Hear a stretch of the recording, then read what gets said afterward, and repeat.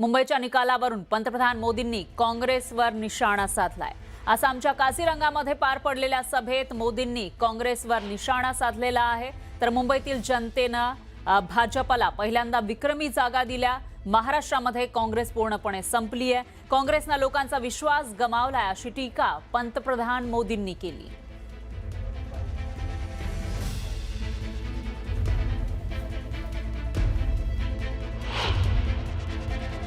दो दिन पहले ही महाराष्ट्र के बड़े शहरों में मेयर और पार्षदों के चुनाव परिणाम आए हैं। मुंबई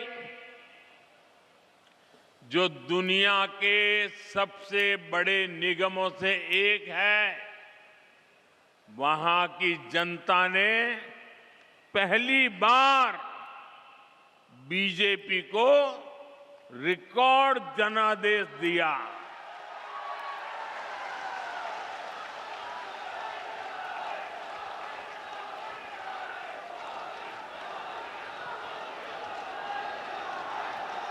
देखिए, जीत मुंबई में हो रही है, जश्न काजीरंगा में मनाया जा रहा है।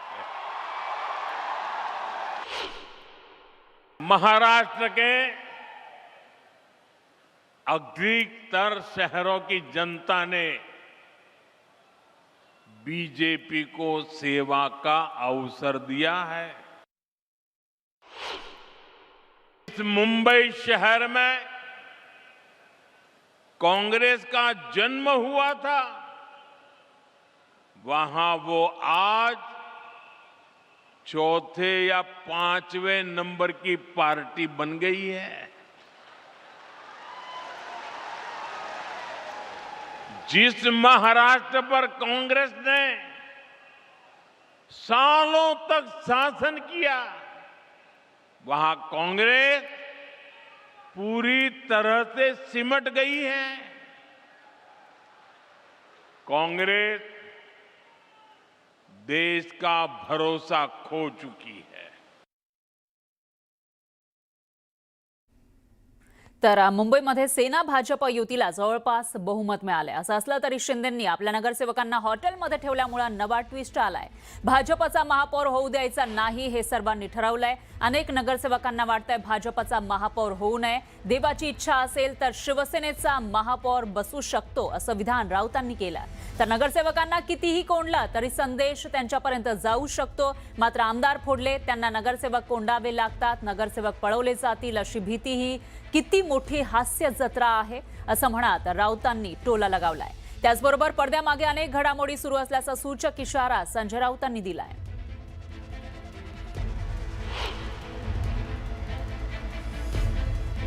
त्याने आपले नगरसेवक शिंद्यांनी ते मुंबईतल्या ताज लँडसँड हॉटेलमध्ये बंद करून ठेवले। ज्याने शिवसेनेचे आमदार फोडले स्वतःचे, त्यांना स्वतःच्या नगरसेवकांची भीती वाटावी याचं मला आश्चर्य वाटतंय। आणि आमदार घेऊन ते महाराष्ट्रात नव्हते राहिले, ते सुरतला गेले होते, सुरक्षित ठिकाणी। त्यांनी नगरसेवक सुद्धा सुरतला किंवा अहमदाबादला न्यायला पाहिजे होते। कसं आहे ना की चाकरी केलेली आहे सिल्वर ओकची आणि भाकरी खाल्ली आहे उद्धव ठाकरे मातोश्रीची, आणि आता दोन्ही गोष्टी संपलेल्या आहेत। कारण ते ज्यांच्या ज्यांच्या बरोबर आहेत त्या सर्व पक्षांना, म्हणजे उभाटा असेल, मनसे असेल, शरदचंद्र पवार गट असेल, सगळ्यांना खड्ड्यात टाकून झालेलं आहे। आणि आता मला असं कळलंय की त्यांचं खासदारकीची वेळही संपत आलेली आहे। जे खासदारकी त्यांना माननीय शिंदे साहेबांच्या कृपेमुळे मिळाली होती ती सुद्धा संपत आलेली आहे। त्यामुळे कुठेतरी मला परत खासदार करा म्हणून आमच्याच नगरसेवकांना, कारण शिंदे साहेबांसमोर तोंड दाखवायची त्यांच्याकडे आता हिंमत राहिलेली नाहीये, म्हणून आमच्याच नगरसेवकांना मस्का मारायला आले असतील कदाचित, किंवा मला शिंदे साहेबांकडे घेऊन चला जेणेकरून मला परत काहीतरी माझं भविष्य थोडंसं सिक्युअर होईल। तर मुंबई महापालिकेसाठी सुरू असलेल्या हॉटेल पॉलिटिक्सवर राऊतांनी काय म्हटलंय तेही पाहूयात। नगरसेवक स्वतःच्याच राज्यात जर लपून ठेवायची वेळ येत असेल, या राज्यातली कायदा सुव्यवस्था पूर्णपणे ढासळलेली आहे हे एकनाथ शिंदे यांनी फडणवीसांना दाखवून दिलं। राज्य त्यांचं, गृहमंत्री त्यांचा, मुख्यमंत्री त्यांचा, संपूर्ण बहुमताचं सरकार दादागिरी त्यांची, गुंडगिरी त्यांची, माफिया त्यांची, तरीही एकनाथ शिंदे यांच्यासारख्या स्वतःला भाई म्हणून घेणाऱ्या अमित शहाच्या माणसाला स्वतःचे नगरसेवक बंद करून ठेवावे लागतात. या राज्यातली कायदा सुव्यवस्था पूर्ण खतम झालेली आहे. जेणेकरून महानगरपालिकेमध्ये काम कसं चालतंय, कामकाज कसं होत आहे, त्याचे कायदे कानून काय आहेत, कशा पद्धतीने आपण सामोरं जायचंय, याच्यासाठी आम्ही आज इथे नगरसेवकांना बोलवलेलं आहे. त्याच्यामुळे याच्याबद्दल जे काही हॉटेल पॉलिटिक्स वगैरे आम्हाला हे करायची गरज नाहीये, कारण आमचे जे निवडून आलेले हे वाघ आणि वाघीण आहेत आणि हे तुम्हाला हरवून, उबाटाला हरवून आज इथे आलेले आहेत. त्याच्यामुळे ज्या काही पुढ्या सोडतायत ते मला असं वाटतं की त्यांचेच नगरसेवक हे कुठे इकडे तिकडे जाऊ नये म्हणून तर हे करत नाहीयेत की नाही, असा संशय आम्हाला. तर मुंबई महापालिकेमध्ये निवडणुकीनंतरही सत्ता स्थापनेसाठी संघर्ष सुरू झाला. अशातच संजय राऊतांनी केलेल्या विधानामुळे एकच खळबळ माजली. आम्ही ताज लँड्स अँड हॉटेलमध्ये जेवायला जातोय, उगाच आमच्यावर संशय घ्याल, असं सूचक विधान संजय राऊतांनी केलं. तर विकासाच्या नावावर कोंडलेल्या नगरसेवकांना बाहेर काढा असं म्हणत राऊतांनी खुलं आव्हान दिलं. निकाल लागल्यानंतर शिंदेंनी त्यांच्या पक्षाच्या नगरसेवकांना ताज लँड्स अँड हॉटेलमध्ये ठेवलंय. या हॉटेल पॉलिटिक्समुळे नव्या राजकीय चर्चांना उधाण आलंय.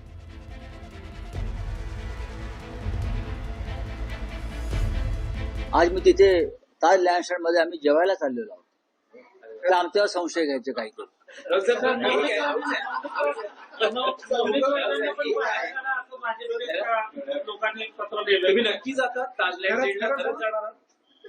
बघा की का जाऊ नये, जायला काही जाणार आहोत.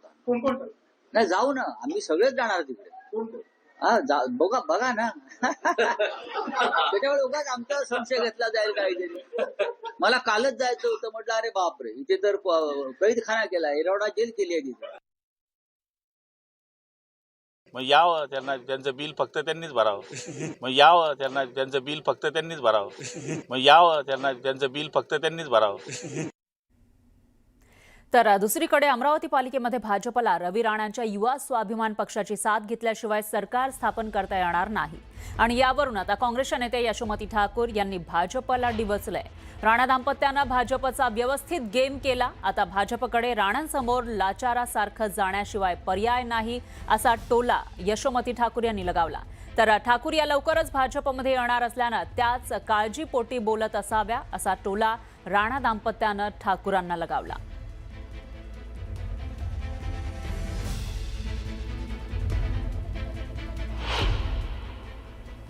रवी राणांनी गेम केलेला आहे त्यांचा. युवा स्वाभिमाननी व्यवस्थित शिस्तीत भाजपाचा गेम केलेला आम्हाला दिसतोय. भाजपला कुबड्यांची गरज पडणार आहे. भाजप त्यांच्या समोर लाचार होणार आहे आणि इथं लंगडं सरकार बसताना आम्हाला दिसतंय.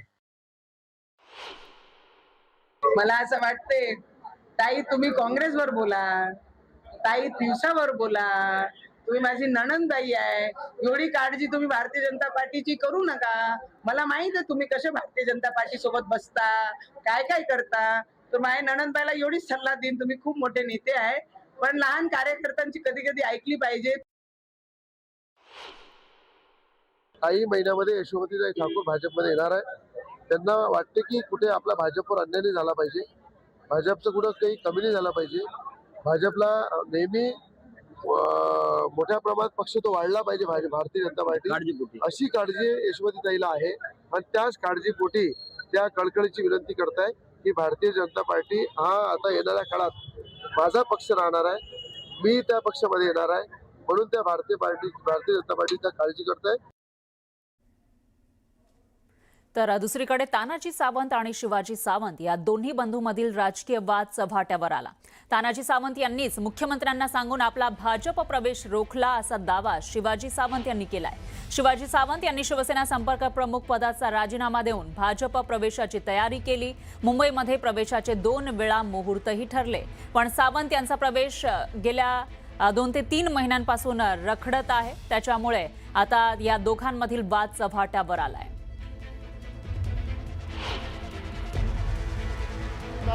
काम करण्याची एक जिद्द असते तर ते होऊन जातं, म्हणून भाजपमध्ये जायचं ठरवलं. परंतु भावभावकी असते, आपल्या सर्वांना माहीत आहे की सावंत कुटुंबामध्ये जरा निकृष्ट आलं. आरोग्यमंत्री तानाजी सावंत यांनी तिथं मुख्यमंत्र्यापाशी जाऊन सांगितलं की त्याला भाजपमध्ये घेऊ नका, मी तुमचा इतकी मदत केली, माझं एवढं आहे का, असं तसं सगळं सांगून माझा भाजप प्रवेश थांबवला.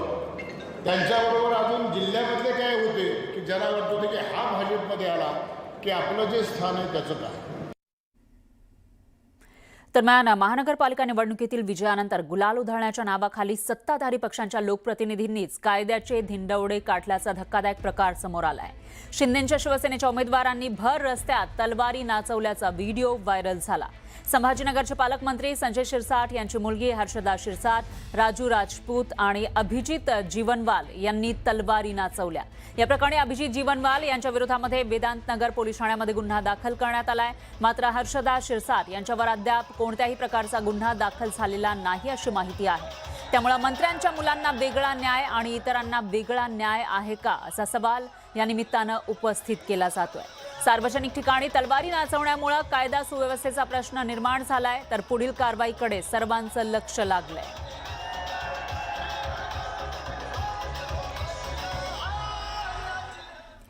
पिंपरी चिंचवड महापालिका निवडणुकीत 32 पैकी 16 प्रभागांमध्ये क्रॉस वोटिंग झाल्याचा दावा करण्यात आलाय. 1 घड्याळाला मत द्या आणि 3 कमळाला मत द्या. पिंपरी चिंचवडमधील मतदारांना क्रॉस वोटिंग करा असं आवाहन करणाऱ्या महिला उमेदवाराचा व्हिडिओ समोर आलाय. राष्ट्रवादीच्या प्रभाग 32 मधून नगरसेविका झालेल्या उज्ज्वला ढोरे यांचा हा व्हिडिओ असल्याचा दावा करण्यात आलाय. 32 प्रभागातील चित्र पाहिलं असता 16 प्रभागांमध्ये एकाच 3 असे उमेदवार निवडून आल्याचं दिसतंय आणि त्यामुळे निम्म्या शहरात हा क्रॉस वोटिंगचा फंडा वापरण्यात आला का अशी शंका या व्हिडिओमुळे घेतली जातीये. असं खरंच झालं असेल तर अनेक उमेदवारांच्या स्वप्नांचा चुराडा स्वकीयांनी केला असं म्हणण्याला वाव आहे. उज्ज्वला ढोरेंनी मात्र हे आरोप फेटाळले. या पहिल्या शिवसेनेमध्ये होत्या. शिवसेनेतनं त्या इकडे मीच त्यांना इकडे आणलं, त्यांना उमेदवारी दिली आणि त्यांनी आता अशा प्रकारचा व्हिडिओ व्हायरल झाला म्हणजे आम्हाला ते सगळं शॉकिंग आहे. खरं तर ते ह्या पक्षाच्या नव्हत्याच कधी. हे काय मी ओरिजिनल ह्या पक्षाचा आहे. 10 जून की तुम्हाला जिव्हारी लागला त्यांचा विजय. अहो पक्षाचा उमेदवार निवडून येणं मला काय जिव्हारी लागते, त्यांचा विजय मला आनंददायीच आहे ना. एवढा मोठा माझा विजय झालेला त्यांना हा पचनी जात नाहीये. मेन आमच्या भागामधून त्यांना जे मी वोटिंग केले माझ्या भागामधून ते पूर्ण लीडला आहेत. त्यांच्या भागामधून ते मधुबनपासून ते ममतानगरपर्यंत त्यांनी स्वतःचा लीड घ्यायला हवा होता. पण ज्या ठिकाणी मी त्यांना लीड दिलाय त्या ठिकाणी मी त्यांना कुठेही कमी पडलेली नाही. आणि हे AIचा जमाना आलेला आहे, त्याच्यामध्ये लोक काही करू शकतात. महापालिका निवडणुकीनंतर अजित पवार झेडपी आणि पंचायत समिती निवडणुकीसाठी सज्ज झालेत. आगामी निवडणुकीसंदर्भात उमेदवारांची चाचपणी सुरू करण्यात आली आहे. या संदर्भात पुण्यात उमेदवारांच्या मुलाखतीही घेतल्या जात आहेत. मंत्री दत्तात्रय भरणे आणि रुपाली चाकणकर यांच्यासह दौंड, इंदापूर, भोर, राजगुरुनगर अशा सर्व ग्रामीण भागातील कार्यकर्ते आणि स्थानिक नेते बैठकीसाठी उपस्थित राहिले. अशातच दोन्ही राष्ट्रवादी एकत्र निवडणूक लढण्याचीही शक्यता आहे. गेल्या 25 वर्षांपासून पुणे जिल्हा परिषदेवर राष्ट्रवादी काँग्रेस पक्षाची सत्ता आहे. पुणे जिल्हा परिषदेत अजित पवार यांच्यासह राष्ट्रवादी काँग्रेसची प्रतिष्ठा पणाला लागली आहे. दरम्यान या निवडणुकीत दोन्ही राष्ट्रवादी एकत्र लढणार का हे पाहणं महत्त्वाचं ठरणार आहे. अशातच पुणे महापालिका निवडणुकीमध्ये विजयी झालेल्या नगरसेवकांचा अजित पवारांच्या हस्ते सत्कार होण्याचीही शक्यता आहे. बैठका म्हणल्यानंतर जिल्हा परिषद पंचायत समिती निवडणुकी बाबतीमध्ये आपल्याला सगळ्या प्रत्येक ज्यावेळेस निवडणुका लागतात त्यावेळेस प्रत्येक तालुका वाईज तिथले प्रमुखांना बोलवलं जातं आणि त्या तालुक्यामध्ये जिल्हा परिषदेला कोण इच्छुक आहे, पंचायत समितीला कोण इच्छुक आहे याचा अहवाल अगोदरच दादांनी घेतलेला आहे. त्यामुळे आज त्यांनी त्या बाबतीमध्ये सगळ्याच पुणे जिल्ह्यातल्या सगळ्या पदाधिकाऱ्यांशी जुन्या नव्या पदाधिकाऱ्यांची चर्चा केली आणि या चर्चेतनं जो निर्णय अजितदादा पवारसाहेब आम्हा सर्वांना सांगतील तो आमच्या दृष्टीने सर्वांना मान्य असेल. दरम्यान सोलापूर जिल्हा परिषद निवडणुका भाजपकडून स्वबळावर लढण्याची तयारी सुरू झाली आहे. सोलापूर शहर जिल्हा भाजप कार्यालयामध्ये गेल्या 2 दिवसांपासून इच्छुक उमेदवारांच्या मुलाखती सुरू आहेत. जिल्ह्यातील जिल्हा परिषद आणि पंचायत समिती निवडणुकीतील एका जागेसाठी 10 ते 12 उमेदवार भाजपकडून इच्छुक असल्याची माहिती आहे.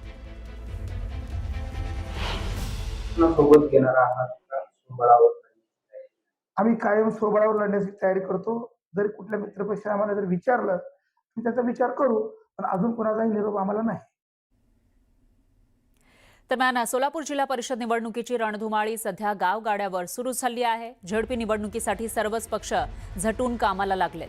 त्यामध्ये सर्वात अग्रेसर भाजप दिसून येते.